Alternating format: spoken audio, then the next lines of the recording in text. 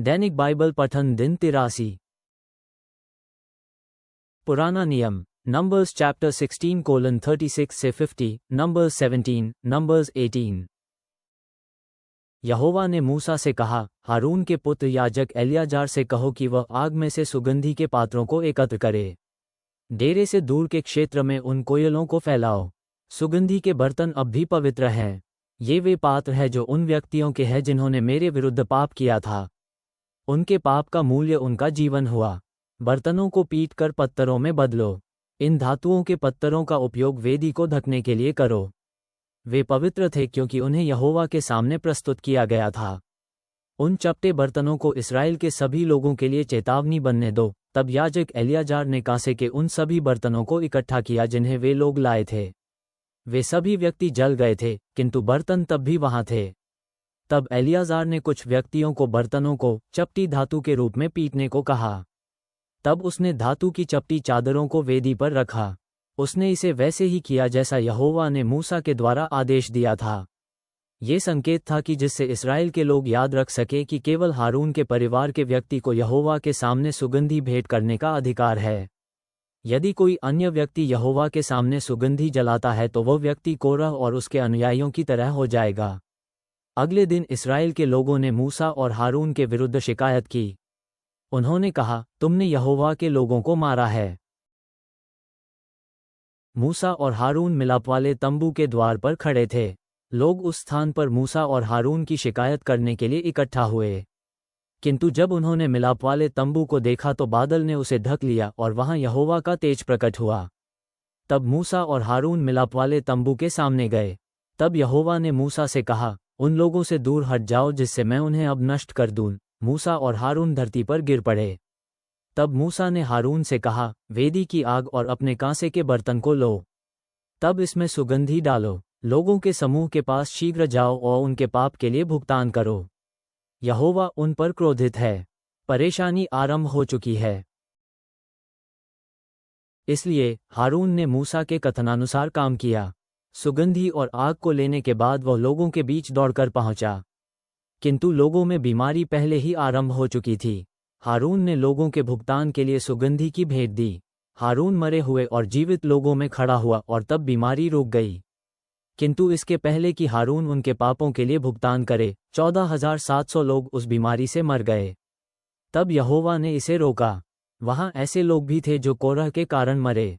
तब हारून मिलाप वाले तंबू के द्वार पर मूसा के पास लौटा। लोगों की भयंकर बीमारी रोक दी गई। यहोवा ने मूसा से कहा, इस्राएल के लोगों से कहो, अपने लोगों से 12 लकड़ी की छड़ियां लें। 12 परिवार समूहों में हर एक के नेता से एक छड़ी लो। हर एक व्यक्ति की छड़ी पर उसका नाम लिख दो। लेवी की छड़ी पर हारून का नाम लिखो। 12 परिवार समूहों के हर एक मुखिया की छड़ी होनी चाहिए। इन छड़ियों को साक्षीपत्र के संदूक के सामने मिलाप वाले तंबू में रखो। यही वो स्थान है जहां मैं तुमसे मिलता हूं। मैं एक व्यक्ति को चुनूंगा। तुम जान जाओगे कि किस व्यक्ति को मैंने चुना है, क्योंकि उस छड़ी में नई पत्तियां उगनी आरंभ होंगी। इस प्रकार मैं लोगों को अपने और तुम्हारे विरुद्ध सदा शिकायत करने से रोक दूंगा। इसलिए मूसा ने इस्राएली लोगों से बातें की। प्रत्येक नेता ने उसे एक छड़ी दी। सारी छड़ियों की संख्या 12 थी। हर एक परिवार समूह के नेता की एक छड़ी उसमें थी। हारून की छड़ी उनमें थी। मूसा ने साक्षी के मिलाप वाले तंबू में यहोवा के सामने छड़ियों को रखा। अगले दिन मूसा ने तंबू में प्रवेश किया। उसने देखा कि हारून की वह छड़ी, जो लेवी वंश की थी, एकमात्र ऐसी थी जिससे नई पत्तियां उगनी आरंभ हुई थीं। उस छड़ी में कलियां, फूल और बादाम भी लग गए थे। इसलिए मूसा यहोवा के स्थान से सभी छड़ियों को लाया। मूसा ने इस्राएल के लोगों को छड़ियां दिखाई। उन सभी ने छड़ियों को देखा और हर एक पुरुष ने अपनी छड़ी वापस ली। तब यहोवा ने मूसा से कहा, हारून की छड़ी को तंबू में रख दो। यह उन लोगों के लिए चेतावनी होगी जो सदा मेरे विरुद्ध जाते हैं। यह उनकी मेरे विरुद्ध शिकायतों को रोकेगा। इस प्रकार वे नहीं मरेंगे। मूसा ने उन आदेशों का पालन किया जो यहोवा ने दिए थे। इस्राएल के लोगों ने मूसा से कहा, हम जानते हैं कि हम मरेंगे। हमें नष्ट होना ही है। हम सभी को नष्ट होना ही है। कोई व्यक्ति यहोवा के पवित्र तंबू के निकट आने पर भी मरेगा। क्या हम सभी मर जाएंगे? यहोवा ने हारून से कहा, तुम्हारे पुत्र और तुम्हारे पिता का परिवार अब किसी भी बुराई के लिए उत्तरदायी है जो पवित्र स्थान के विरुद्ध की जाएंगी। तुम और तुम्हारे पुत्र उन बुराइयों के लिए उत्तरदायी होंगे जो याजकों के विरुद्ध होंगी। अन्य लेवीवंशी लोगों को अपना साथ देने के लिए अपने परिवार समूह से लाओ। वे तुम्हारी और तुम्हारे पुत्रों की सहायता साक्षी के पवित्र तंबू के कार्यों को करने में करेंगे।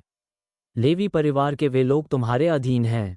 वे उन सभी कार्यों को करेंगे जिन्हें तंबू में किया जाना है, किंतु उन्हें वेदी या पवित्र स्थान की चीज़ों के पास नहीं जाना चाहिए। यदि वे ऐसा करेंगे तो वे मर जाएंगे और तुम भी मर जाओगे। वे तुम्हारे साथ होंगे और तुम्हारे साथ काम करेंगे। वे मिलाप वाले तंबू की देखभाल करने के उत्तरदायी होंगे। सभी कार्य जिन्हें तंबू में किया जाना चाहिए वे करेंगे। अन्य कोई भी उस स्थान के निकट नहीं आएगा जहां तुम हो।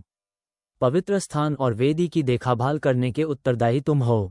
मैं इस्राएल के लोगों पर फिर क्रोधित होना नहीं चाहता। मैंने तुम्हारे लोगों अर्थात लेवी वंश के लोगों को स्वयं इस्राएल के सभी लोगों में से चुना है। वे तुमको भेंट की तरह हैं। उनका एकमात्र उपयोग परमेश्वर की सेवा और मिलाप वाले तंबू के काम को करने में है, किंतु केवल तुम और तुम्हारे पुत्र याजक के रूप में सेवा कर सकते हो। एकमात्र तुम ही वेदी के पास जा सकते हो। केवल तुम ही पर्दे के भीतर अति पवित्र स्थान में जा सकते हो। मैं याजक के रूप में तुम्हारी सेवा को तुम्हें एक भेंट के रूप में दे रहा हूँ। कोई भी अन्य जो पवित्र स्थान के पास आएगा मार डाला जाएगा। तब यहोवा ने हारून से कहा, मैंने अपने लिए चढ़ाई गई भेंटों का उत्तरदायित्व तुमको दिया है। इस्राएल के लोग जो सारी भेंट मुझको देंगे वह मैं तुमको देता हूँ। तुम और तुम्हारे पुत्र इन पवित्र भेंटों को आपस में बांट सकते हैं। ये सदा तुम्हारी होंगी। उन सभी पवित्र भेंटों में तुम्हारा अपना भाग होगा जो जलाई नहीं जाएंगी। लोग मेरे पास भेंटें सर्वाधिक पवित्र भेंट के रूप में लाते हैं। ये अन्न बलि या पाप बलि या दोष बलि है, किंतु ये सभी चीज़ें तुम्हारी और तुम्हारे पुत्रों की होंगी। इन सबको सर्वाधिक पवित्र चीज़ों के रूप में खाओ। तुम्हारे परिवार का हर एक पुरुष इसे खाएगा। तुम्हें इसको पवित्र मानना चाहिए। और वे सभी जो इस्राएल के लोगों द्वारा उत्तोलन भेंट के रूप में दी जाएंगी तुम्हारी ही होंगी। मैं इसे तुमको, तुम्हारे पुत्रों और तुम्हारी पुत्रियों को देता हूँ। ये तुम्हारा भाग है। तुम्हारे परिवार का हर एक व्यक्ति जो पवित्र होगा इसे खा सकेगा। और मैं सारा अच्छा जैतून का तेल, सारी सर्वोत्तम नई दाखमधु और अन्न तुम्हें देता हूँ। ये वे चीज़ें हैं जिन्हें इस्राएल के लोग मुझे अर्थात अपने यहोवा को देते हैं। ये वे पहली चीज़ें हैं जिन्हें वे अपनी फसल पकने पर इकट्ठी करते हैं। जब लोग अपनी फसलें इकट्ठी करते हैं तब लोग पहली चीज़ यहोवा के पास लाते हैं। अतः ये चीज़ें मैं तुमको दूंगा और हर एक व्यक्ति जो तुम्हारे परिवार में पवित्र है इसे खा सकेगा। और इस्राएल में हर एक चीज़ जो यहोवा को दी जाती है तुम्हारी है। किसी भी परिवार में पहलौठा बालक या जानवर यहोवा की भेंट होगा और वह तुम्हारा होगा। किंतु तुम्हें प्रत्येक पहलौए बच्चे और हर सक पहलौए अशुद्ध पशु को फिर को खरीदने के लिए स्वीकार करना चाहिए। तब पहलौठा बच्चा फिर उस परिवार का हो जाएगा। जब वे 1 महीने के हो जाए तब तुम्हें उनके लिए भुगतान ले लेना चाहिए। उसका मूल्य 2 औंस चांदी होगी। किंतु तुम्हें पहलौए गाय, भेड़ या बकरे के लिए भुगतान नहीं लेना चाहिए। वे पशु पवित्र हैं, वे शुद्ध हैं। उनका खून वेदी पर छिड़को और उनकी चर्बी जलाओ। ये भेंट अग्नि द्वारा समर्पित है। इस भेंट की सुगंध मेरे लिए अर्थात यहोवा के लिए मधुर सुगंध होगी। किंतु इन पशुओं का मांस तुम्हारा होगा और उत्तोलन भेंट की छाती भी तुम्हारी होगी। अन्य भेंटों की दाई जांघ तुम्हारी होगी। कोई भी चीज़ जिसे लोग पवित्र भेंट के रूप में मुझे चढ़ाते हैं मैं यहोवा उसे तुमको देता हूँ। ये तुम्हारा हिस्सा है। मैं इसे तुमको और तुम्हारे पुत्रों और तुम्हारी पुत्रियों को देता हूँ। ये यहोवा के साथ की गई वाचा है जो सदा बनी रहेगी। मैं यह वचन तुमको और तुम्हारे वंशजों को देता हूँ। यहोवा ने हारून से ये भी कहा, तुम कोई भूमि नहीं प्राप्त करोगे और ऐसी कोई चीज़ नहीं रखोगे जैसी अन्य लोग रखते हैं। मैं यहोवा तुम्हारा रहूँगा। इस्राएल के लोग वह देश प्राप्त करेंगे जिसके लिए मैंने वचन दिया है। किंतु तुम्हारे लिए अपना उपहार मैं स्वयं होऊंगा। इस्राएल के लोग उनके पास जो कुछ होगा उसका 10वां भाग देंगे। इस प्रकार मैं लेवी वंश के लोगों को 10वां भाग देता हूँ। यह उनके उस कार्य के लिए भुगतान है जो वे मिलाप वाले तंबू में सेवा करते हुए करते हैं। किंतु इस्राएल के अन्य लोगों को मिलाप वाले तंबू के निकट कभी नहीं जाना चाहिए। यदि वे ऐसा करते हैं तो उन्हें अपने पाप के लिए भुगतान करना पड़ेगा और वे मर जाएंगे। जो लेवी वंश मिलाप वाले तंबू में काम कर रहे हैं वे इसके विरुद्ध किए गए पापों के लिए उत्तरदायी हैं। यह नियम भविष्य के दिनों के लिए भी रहेगा। लेवीवंशी लोग उस भूमि को नहीं लेंगे जिसे मैंने इस्राएल के अन्य लोगों को दिया है, किंतु इस्राएल के लोगों के पास जो कुछ होगा उसका 10वां हिस्सा मुझको देंगे। इस तरह मैं लेवीवंशी लोगों को 10वां हिस्सा दूंगा। यही कारण है कि मैंने लेवीवंशियों के लिए कहा है वे लोग उस भूमि को नहीं पाएंगे जिसे मैंने इस्राएल के लोगों को देने का वचन दिया है। यहोवा ने मूसा से कहा, लेवीवंशी लोगों से बातें करो और उनसे कहो, इस्राएल के लोग अपनी हर एक चीज़ का 10वां भाग यहोवा को देंगे। वो 10वां भाग लेवीवंशियों का होगा, किंतु तुम्हें उसका 10वां भाग यहोवा को उनकी भेंट के रूप में देना चाहिए। फसल कटने के बाद तुम लोग खलिहानों से अन्न और दाख मधुशाला से रस प्राप्त करोगे, तब वह भी यहोवा को तुम्हारी भेंट होगी। इस प्रकार तुम यहोवा को वैसे ही भेंट दोगे जिस प्रकार इस्राएल के अन्य लोग देते हैं। तुम इस्राएल के लोगों का दिया हुआ 10वां भाग प्राप्त करोगे और तब तुम उसका 10वां भाग याजक हारून को दोगे। जब इस्राएल के लोग अपनी हर एक चीज़ का 10वां भाग दें तो तुम्हें उनमें से सर्वोत्तम और पवित्रतम भाग चुनना चाहिए। वही 10वां भाग है जिसे तुम्हें यहोवा को देना चाहिए। मूसा, लेवियों से ये कहो, इस्राएल के लोग तुम लोगों को अपनी फसल या अपनी दाख मधु का 10वां भाग देंगे, तब तुम लोग उसका सर्वोत्तम भाग यहोवा को दोगे। जो बचेगा उसे तुम और तुम्हारे परिवार के व्यक्ति खा सकते हैं। ये तुम लोगों के उस काम के लिए भुगतान है जो तुम लोग मिलाप वाले तंबू में करते हो। और यदि तुम सदा इसका सर्वोत्तम भाग यहोवा को देते रहोगे तो तुम कभी दोषी नहीं होगे। तुम इस्राएल के लोगों की पवित्र भेंट के प्रति पाप नहीं करोगे और तुम मरोगे नहीं। नया नियम, लूक चैप्टर 5:17 से 32। भजन संहिता, साम चैप्टर 37:10 से 20। थोड़े ही समय बाद कोई दुर्जन नहीं बचेगा, ढूंढने से भी तुमको कोई दुष्ट नहीं मिलेगा। थोड़े ही समय बाद कोई दुर्जन नहीं बचेगा, ढूंढने से भी तुमको कोई दुष्ट नहीं मिलेगा। नम्र लोग वो धरती पाएंगे जिसे परमेश्वर ने देने का वचन दिया है। वे शांति का आनंद लेंगे। दुष्ट लोग सज्जनों के लिए कुचक रचते हैं। दुष्ट जन सज्जनों के ऊपर दांत पीसकर दिखाते हैं कि वे क्रोधित हैं, किंतु हमारा स्वामी उन दुर्जनों पर हंसता है। वो उन बातों को देखता है जो उन पर पड़ने को है। दुर्जन तो अपनी तलवारें उठाते हैं और धनुष साधते हैं। वे दीनों असहायों को मारना चाहते हैं।